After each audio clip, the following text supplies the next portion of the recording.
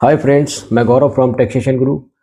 अगर आप भी यूपीआई पेमेंट के थ्रू ही अपने ट्रांजैक्शंस करते हैं, यानी यूपीआई के थ्रू पेमेंट करते हैं और यूपीआई के थ्रू ही पेमेंट रिसीव करते हैं, तो कुछ रूल्स हैं, कुछ नियम हैं, उनको जानना आपके लिए बेहद ज़रूरी है, क्योंकि सितंबर 2025 से यूपीआई पेमेंट में काफ़ी बड़े बदलाव हो चुके हैं।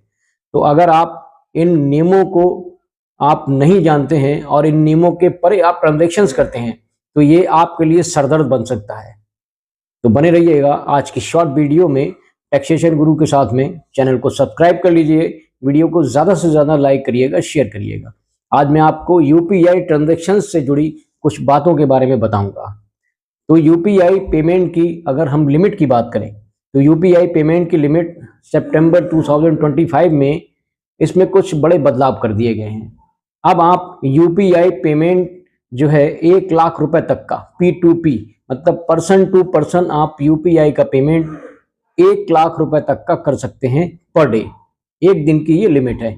अगर आप पर्सन टू मर्चेंट मतलब P2M अगर आप ट्रांजेक्शन करते हैं, तो वो लिमिट भी आपकी 1 लाख रुपए की है।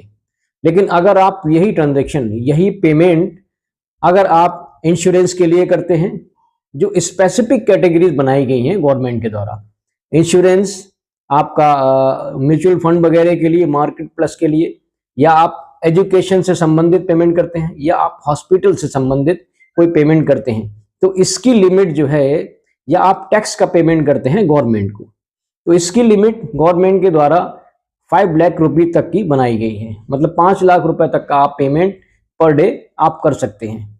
यह लिमिट आपकी 10 लाख तक पहुंच जाती है स्पेसिफिक कैटेगरीज में। लेकिन ये लिमिट जो है, इस लिमिट से परे आपको नहीं जाना है।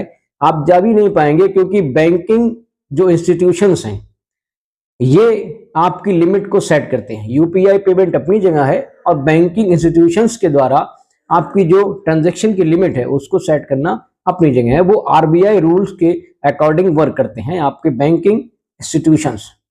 और एक बात ध्यान से समझ लीजिएगा कि अगर आप यूपीआई के थ्रू पेमेंट रिसीव करते हैं, तो मान लीजिए आप कोई सर्विस प्रोवाइडर हैं, आप कंप्यूटर मेंटेनेंस की सर्विस देते हैं, या बाइक या 4 व्हीलर मेंटेनेंस की सर्विस वगैरह प्रोवाइड करते हैं आप, और आप एक साल में अगर आप एक फाइनेंशियल ईयर में आप यूपीआई के थ्रू 20 लाख रुपए या उससे ऊपर का पेमेंट रिसीव कर लेते हैं, तो आपके ऊपर जीएसटी के रजिस्ट्रेशन की लायबिलिटी आ जाती है।